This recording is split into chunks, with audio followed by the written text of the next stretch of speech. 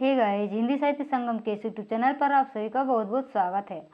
आज की जो क्लास है वो है एनसीईआरटी बुक हिंदी क्लास 10 कक्षा 10। ठीक है, ये एनसीईआरटी की क्लास है। जो नए हैं उन लोगों को बताना चाहती हूँ कि ये एनसीईआरटी की क्लास है और कक्षा 10 की क्लास है। ठीक है, कक्षा 10। इस पुस्तक का नाम है संचयन। संचयन से हम लोग एक चैप्टर पहले पढ़ चुके हैं, हरिहर काका। ठीक है, हरिहर काका। और आज जो हम पढ़ने वाले हैं वो है सपनों के से दिन। ये है गुरदयाल सिंह का, गुरदयाल सिंह का। ठीक है, गुरदयाल सिंह का। इससे पहली वाली क्लास जो लोग नहीं देखे हैं वो इस चैनल पर जाकर देख सकते हैं। और प्लेलिस्ट में एनसीईआरटी और एससीईआरटी की क्लास लगी हुई है प्रैक्टिस सेट के साथ। तो चलिए स्टार्ट करते हैं आज की क्लास। यदि अभी तक चैनल को आप लोग सब्सक्राइब नहीं किए हैं तो प्लीज़ सब्सक्राइब कर लें और ज़्यादा से ज़्यादा शेयर करें। ठीक है, स्टार्ट करते हैं आज की क्लास। आज की क्लास है मेरे सपनों के से दिन। मेरे साथ खेलने वाले सभी बच्चों का हाल एक सा होता। नंगे पांव, फटी मैली सी कच्छी और टूटे बटनों वाले कई जगह से फटे कुर्ते और बिखरे बाल। जब लकड़ी के ढेर पर चढ़कर खेलते नीचे को भागते तो गिर कर कई तो जाने कहाँ कहाँ चोट खा लेते और पहले ही फटे पुराने कुर्ते तार तार हो जाते। धूल भरे कई जगह से छिले पांव, पिंडलियाँ या लहू के ऊपर जमी रेत मिट्टी से लथपथ घुटने लेकर जाते तो सभी की माँ बहनें उन पर तरस खाने की जगह और पिटाई करती। कईयों के बाप बड़े गुस्सैल थे, पीटने लगते तो यह ध्यान भी न रखते कि छोटे बच्चे के नाक मुंह से लहू बहने लगा है या उसके कहाँ चोट लगी है। परंतु इतनी बुरी पिटाई होने पर भी दूसरे दिन फिर खेलने चले आते। यह बात तब ठीक से समझ आई जब स्कूल अध्यापक बनने के लिए एक ट्रेनिंग करने गया और वहाँ बाल मनोविज्ञान का विषय पढ़ा। ऐसी बातों के बारे में तभी जान पाया कि बच्चों को खेलना क्यों इतना अच्छा लगता है कि बुरी तरह पिटाई होने पर भी फिर खेलने चले आते हैं। मेरे साथ खेलने वाले अधिकतर साथी हमारे जैसे ही परिवारों के दुआ करते हैं। सारे मोहल्ले में बहुत परिवार तो हमारी तरह आसपास के गांवों से ही आकर बसे थे। 2-3 घर साथ की उजड़ी सी गली में रहने वाले लोगों के थे। हमारी सभी की आदतें भी कुछ मिलती जुलती थीं। उनमें से अधिक तो स्कूल जाते ही न थे, जो कभी गए भी पढ़ाई में रुचि न होने के कारण किसी दिन बस्ता तालाब में फेंक आए और फिर स्कूल गए ही नहीं। न ही माँ बाप ने जबरदस्ती भेजा। यहाँ तक कि परचुनिये अड़तिये भी अपने बच्चों को स्कूल भेजना जरूरी न समझते। कभी किसी स्कूल अध्यापक से बात होती तो कहते, मास्टर जी हमने इसे क्या तहसीलदार लगवाना है, थोड़ा बड़ा हो जाए तो पंडित घनश्याम दास से लड़े पढ़वा कर दुकान पर बहिया लिखने लगा लेंगे। लंडे मतलब इसका अर्थ हो जाएगा हिसाब किताब लिखने की पंजाबी प्राचीन लिपि है। उसके बाद से बहिया का अर्थ है खाता, जो कि दुकान के हिसाब किताब का ब्यौरा जिसमें लिखा जाता है। जहाँ जहाँ 1, 2, 3 लिखा हुआ है उसका अर्थ नीचे आप लोगों को मिल जाएगा, नीचे आप लोगों को दिखाई दे रहा है। ठीक है, पंडित 6-8 महीने में लंडे और मुनीबी का सभी काम सिखा देगा। वहाँ तो अभी तक आलिफ बे जीम च भी सीख नहीं पाया। हमारे आधे से अधिक साथी राजस्थान या हरियाणा से आकर मंडी में व्यापार या दुकानदारी करने आए परिवारों में से थे। जब बहुत छोटे थे तो उनकी बोली कम समझ पाते, उनके कुछ शब्द सुनकर हमें हंसी आने लगती, परंतु खेलते तो सभी एक दूसरे की बात खूब अच्छी तरह समझ लेते। पता भी नहीं चला कि लोकोक्ति अनुसार एह खेड़ड़ दे दिन चार कैसे कब बीत गए। हम में से कोई भी ऐसा न था जो स्कूल के कमरे में बैठकर पढ़ने को कैद न समझता हो। कुछ अपने माँ बाप के साथ जैसा भी था काम कराने लगे। बचपन में घास अधिक हरी और फूलों की सुगंध अधिक मनमोहक लगती है। यह शब्द शायद आधी सदी पहले किसी पुस्तक में पढ़े थे, परंतु आज तक याद है। याद रहने का कारण यही है कि यह वाक्य बचपन की भावनाओं सोच समझ के अनुकूल होगा। परंतु स्कूल के अंदर जाने से रास्ते के दोनों ओर जो अलियार के बड़े ढंग से कटे छांटे झाड़ उगे थे, जिन्हें हम डंडियाँ कहा करते, उन्हें नीम के पत्तों जैसे पत्तों की महक आज तक भी आंख मूंदकर महसूस कर सकता हूँ। उन दिनों स्कूल की छोटी क्यारियों में फूल भी कई तरह के उगाए जाते थे, जिनमें गुलाब, गेंदा और मोतिया की दूध सी सफ़ेद कलियां भी हुआ करती। ये कलियां इतनी सुंदर और खुशबूदार होती थी कि हम चंदू चपड़ासी से आंख बचाकर कभी कभार एक दो तोड़ लिया करते। उनकी बहुत तेज सुगंध आज भी महसूस कर पाता हूँ, परंतु यह आद नहीं कि उन्हें तोड़कर कुछ देर सूंघ कर भी क्या किया करते। शायद जेब में डाल लेते। माँ उसे धोने के समय निकाल कर बाहर फेंक देती, या हम ही स्कूल से बाहर आते उन्हें बकरी के मेमनों की भांति चर जाया करते। जब अगली श्रेणी में दाखिला होते तो एक ओर तो कुछ बड़े सियाने होने के एहसास से उत्साहित भी होते, परंतु दूसरी ओर नई पुरानी कापियों किताबों से जाने एक ऐसी बात आती कि उन्हीं मास्टरों के डर से कांपने लगते जो पिछली श्रेणी में पढ़ा चुका होते। तब स्कूल से शुरू साल में 1-1.5 महीना पढ़ाई हुआ करती, फिर 1.5-2 महीने की छुट्टियां शुरू हो जाया करती। अब तक जो बात अच्छी तरह याद है कि वह छुट्टियों के पहले और आखिरी दिनों का फर्क था। पहले 2-3 सप्ताह तो खूब खेल कूद हुआ करती। हर साल ही माँ के साथ ननिहाल चले जाते। वहाँ नानी खूब दूध दही मक्खन खिलाती, बहुत प्यार करती। छोटा सा पिछड़ा गांव था, परंतु तालाब हमारी मंडी के तालाब जितना ही बड़ा था। दोपहर तक तो उस तालाब में नहाते, फिर नानी से जो जी में आता मांगकर खाने लगते। नानी हमारे बोलने के ढंग या कम खाने के कारण बहुत खुश होती। अपने पोतों को हमारी तरह बोलने और खाने पीने को कहती। जिस साल ननिहाल न जा पाते उस साल भी अपने घर से थोड़ा बाहर तालाब पर चले जाते, कपड़े उतार पानी में कूद जाते और कुछ समय बाद भागते हुए एक रेतीली टीले पर जाकर रेत के ऊपर लेटने लगते। गीले शरीर को गर्म रेत से खूब लथपथ कर उसी तरह भागते। किसी ऊंची जगह से तालाब में छलांग लगा लेते, रेत को गंदले पानी से साफ कर फिर टीले की ओर भाग जाते। याद नहीं कि ऐसा 5-10 बार करते या 15-20 बार। कई बार तालाब में कूदकर ऐसे हाथ पांव हिलाने लगते जैसे बहुत अच्छे तैराक हो, परंतु 1-2 को छोड़ मेरे किसी साथी को तैरना नहीं आता था। कुछ तो हाथ पांव हिलाते हुए गहरे पानी में चले जाते, तो दूसरे उन्हें बाहर आने के लिए किसी भैंस के सींग या दूम पकड़कर बाहर आने की सलाह देते, उन्हें ढांढस बताते। कूदते समय मुंह में गंदला पानी भर जाता तो बुरी तरह खांसते। कई बार ऐसा लगता कि सांस रुकने लगी है, परंतु हाय हाय करते किसी न किसी तरह तालाब के किनारे पहुंच जाते। फिर छुट्टियां बीतने लगती तो दिन गिनने लगते।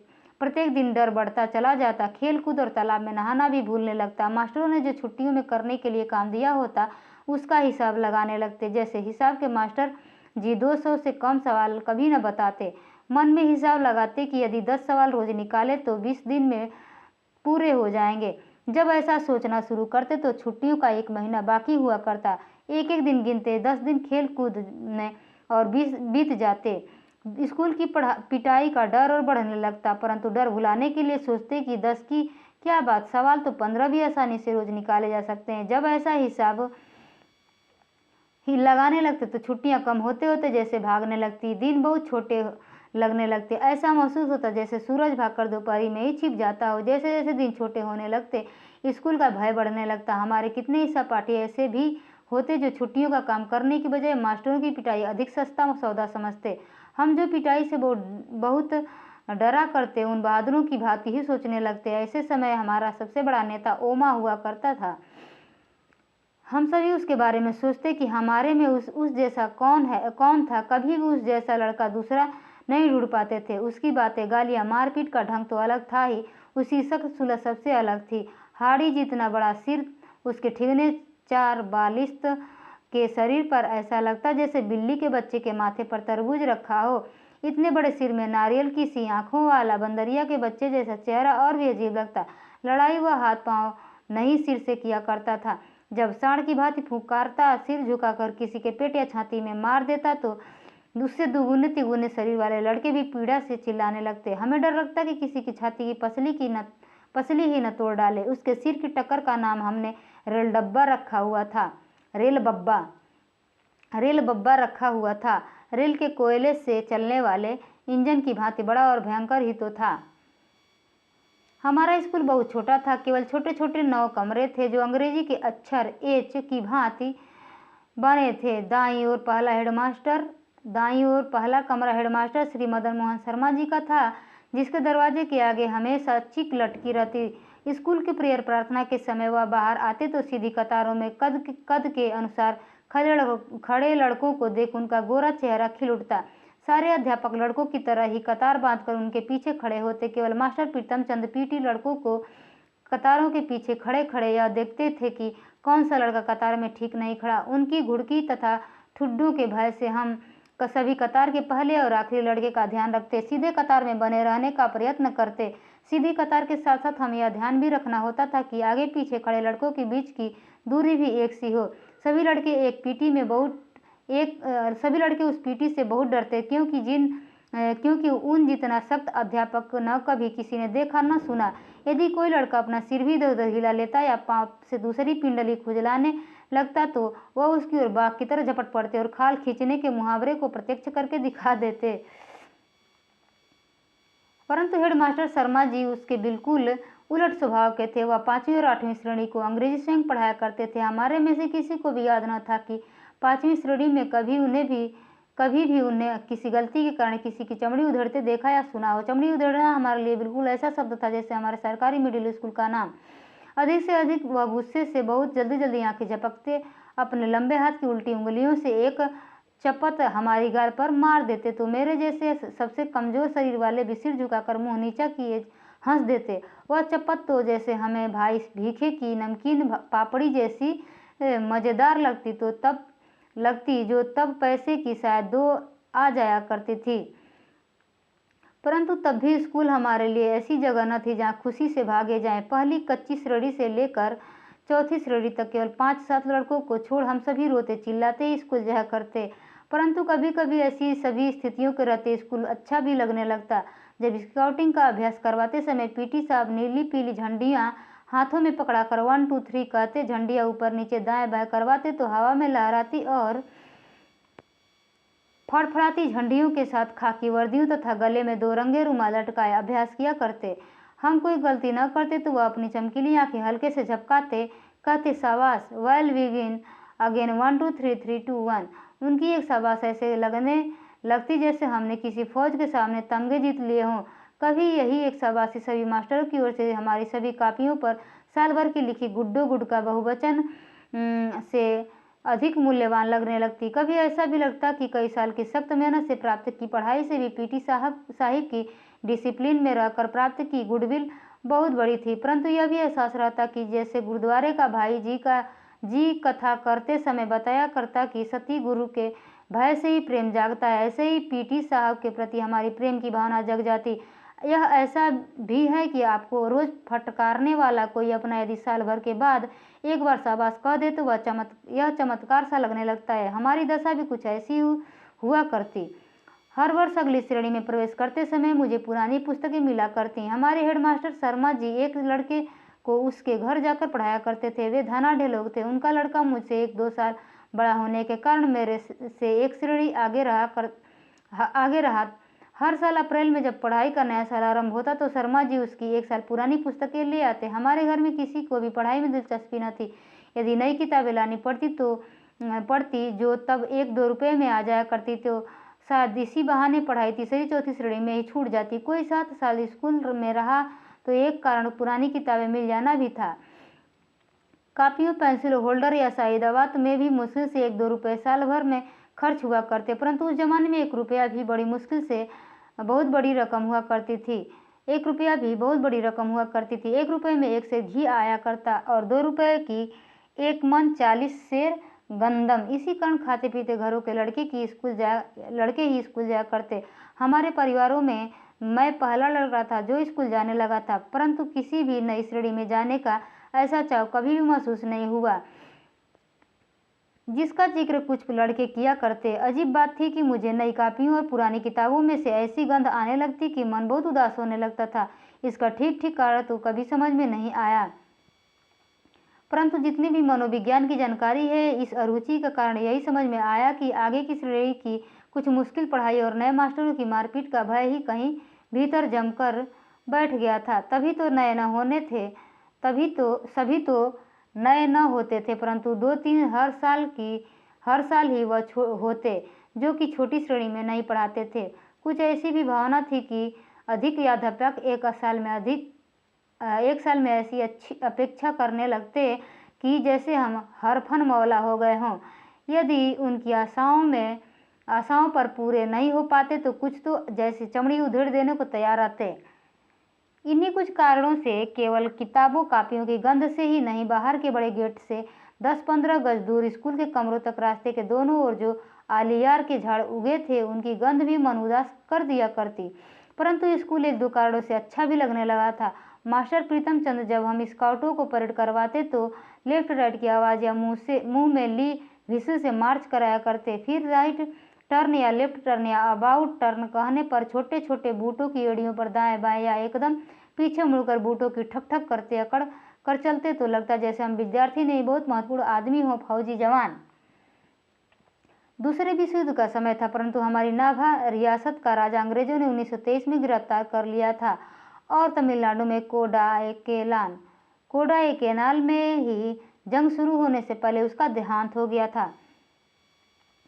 उस राजा का बेटा कहते थे अभी विलायत में पढ़ रहा था, इसलिए हमारे देसी रियासत में भी अंग्रेजी की ही चलती थी। फिर भी राजा के न रहते अंग्रेज हमारी रियासत के गांवों से जबरन भर्ती नहीं कर पाया था।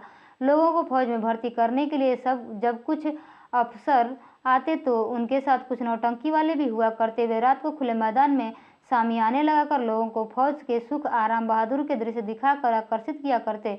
उनका एक गाना अभी भी याद है। कुछ मस्खरे अजीब सी वर्दियां पहने और अच्छे बड़े फौजी बूट पहने गाया करते।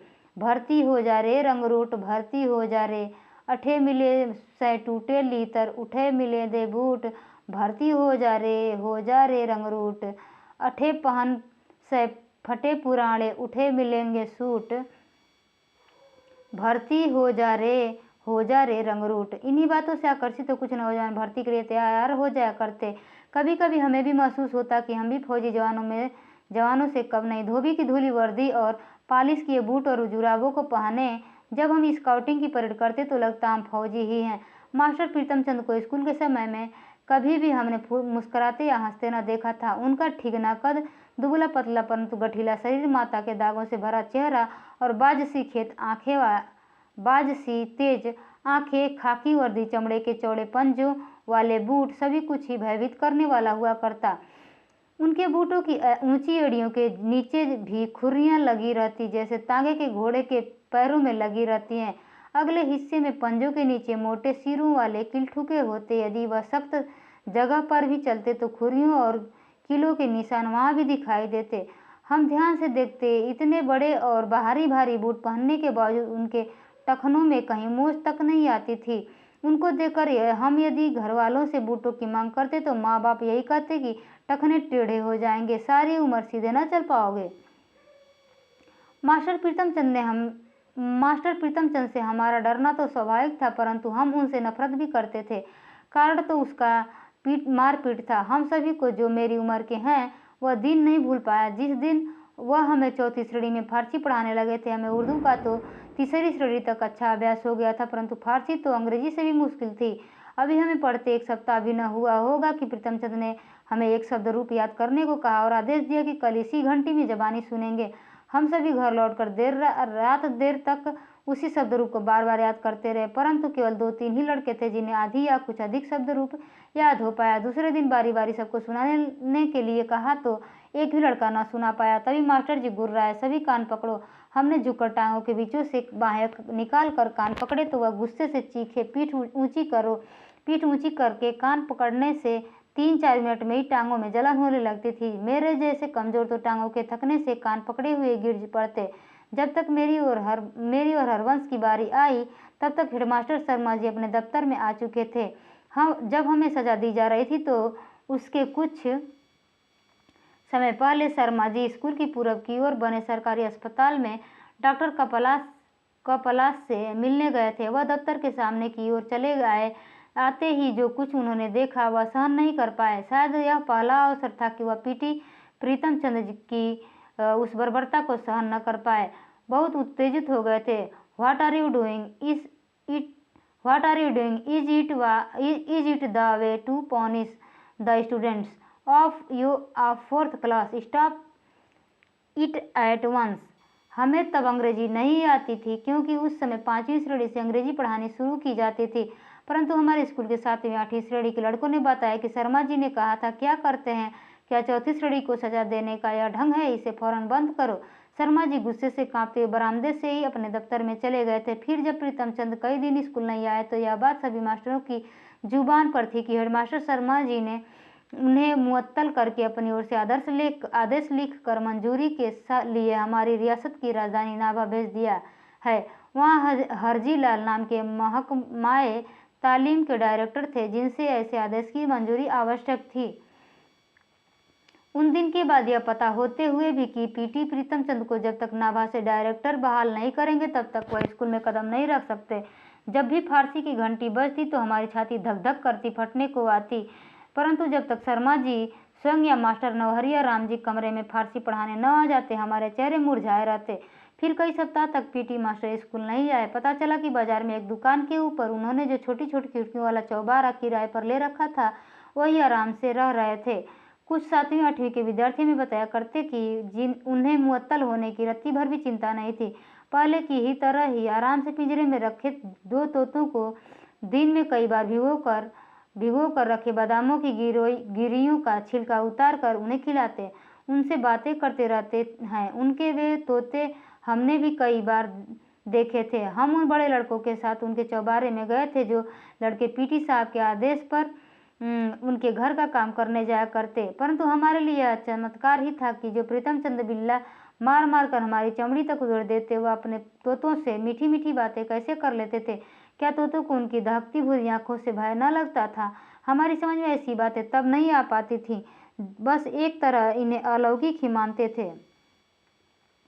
ठीक है, तो ये चैप्टर समाप्त हुआ है। इससे संबंधित कुछ प्रश्न नीचे दिए गए हैं, इसको आप लोग देख लीजिएगा और इसका आंसर देने की कोशिश करिएगा। ठीक है, तो चलिए यही रही आज की क्लास।